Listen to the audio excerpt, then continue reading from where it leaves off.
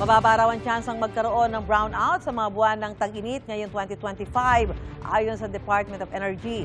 Sabi ni Energy Secretary Rafael Lotilla, sapat ang supply ng kuryente sa buong bansa sa Marso hanggang Hunyo kaya may iwasan ang sunod-sunod na red at yellow alerts na nangyari noong 2024. Meron din daw mga energy project na ginagawa ngayong 2025 na makatutulong sa supply ng kuryente gaya ng rehabilitasyon ng hydroelectric plants sa Mindanao. Hindi rin daw inaasahang tataas ang demand sa kuryente, hindi tulad noong 2024 na panahon ng El Nino.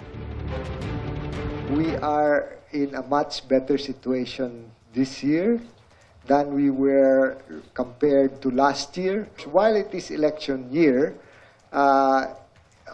it is also not an El Nino year. In fact, it is seen as a La Nina year, and therefore the constraints that we saw last year would not be as great as this year in 2025.